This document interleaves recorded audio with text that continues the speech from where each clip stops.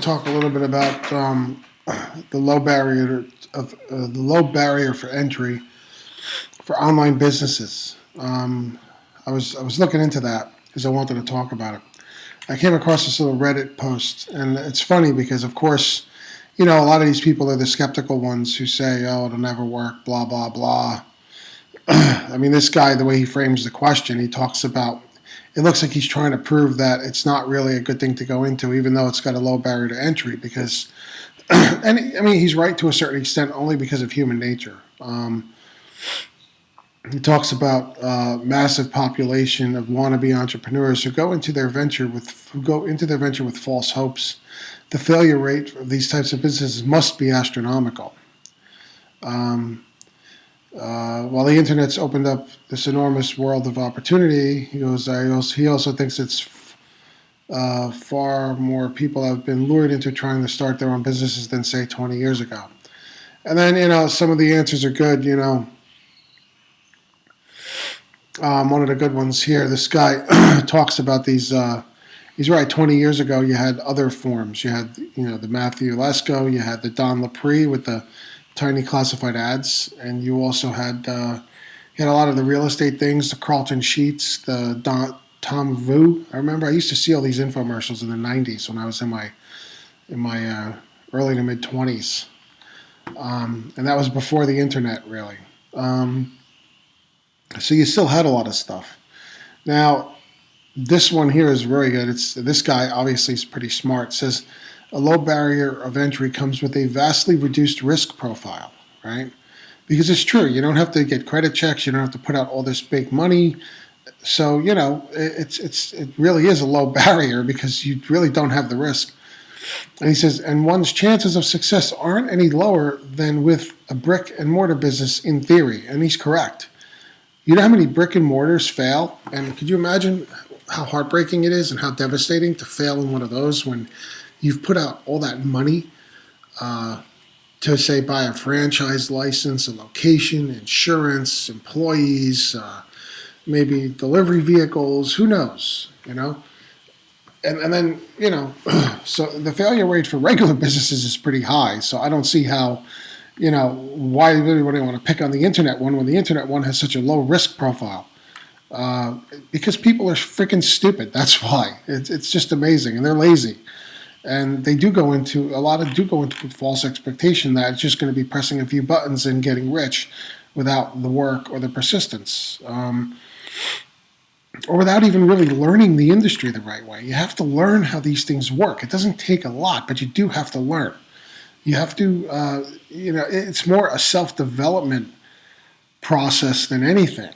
Okay, you have to develop yourself. You have to learn new skills. You have to learn a new way of doing things, a new process, and you have to grow as a person. Um, there's a lot of motivational stuff you have to listen to. It's not just learning the business. Okay, so and it really is a low barrier to entry. So why not give it a try? But of course, go in with your eyes open. Don't go in with a false sense of whatever, and don't do the work and think it's gonna be a cakewalk, and then get disillusioned, fail at it, and then talk about how everything was a pyramid scheme. It just you don't get to do that. I'm sorry, because people like me will hold your feet to the fire and tell you you're wrong and that it really was your fault. So, um, you know, understand that it is work, but it's worth it. It's worth it getting those commission notifications on your phone. It's worth it having money come in from a source other than your main source of income. Um, so think about that. Don't let the skeptics scare you away from going for the gold. Okay? Just go in with your eyes open, be realistic. If you end up a millionaire, great, but don't go in thinking you're going to be when you have no proof. You know what I mean? And the other thing is make sure you work at it because you have to work every day. You have to work at it. You have to put the time in, whether it's creating your blogs, whether it's prospecting online, learning how to drive traffic to websites. There's things you have to learn and things you have to do, and you have to do them consistently and daily. And it will grow. I had blogs. I have a blog that my second blog, my second marketing blog, I built up completely after my first marketing blog. My first marketing blog sitting there, I haven't done anything to it. It may be getting me, honestly, these particular leads. I don't whatchamacallit, I don't tag them in a certain way to know exactly where they're coming from. So the only place I think they're coming from are one or both of my blogs, okay? But the bottom line is I started these blogs a few years ago, and for a long time I never got, anything. Then all of a sudden I notice I'm getting steady notifications on my phone of new leads coming into this particular business.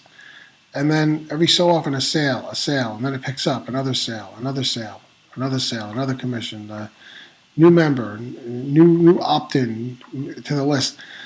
So what I'm trying to say is that didn't happen overnight. I built those blogs up, and they matured even in that particular one for like 2 years. And now it's really starting because, SEO, Google search engine stuff, it doesn't happen overnight. So you have to give it time, and you have to keep building it. You have to keep writing articles on those things. And that's one way to do it, but it can't be your only way. There's quicker ways. There's a whole basket of things you have to do is what I'm trying to say. You can't rely on one method. But you also have to understand that some of the work you do today, you'll be rewarded for tomorrow, later on. It may not be immediate. Don't go running away and think you failed. It may just take a little time for that seed to poke, for that plant to poke its head up above the soil. Okay? That's what I'm trying to say. So understand that, yes, it's a low barrier of entry, and don't have false hope, but definitely have hope. Because some of these people, in order to not have false hope, they get rid of their whole chance at having any kind of hope, because they decide, I don't want to be disappointed, so I'm not even going to go for it. If I don't go for it, I won't be disappointed. That's pretty sad, because if you never attain that, success, you might not be happy in the long run. So, think about that. Think about that. Think about how, you need to really put the work in. So I'm sorry I'm talking kind of slow here. Hopefully I'm not putting you to sleep. But I'm trying to put it gently and in a way that will make sense and will cause you to really think about it. And plus, it's almost midnight here, and I'm kind of tired. So anyway, I'm going to cut this video short. Please go check out my other videos, check out my blog, or any links I have around this video to learn more about what I do and what's working for me. Thanks. Take care.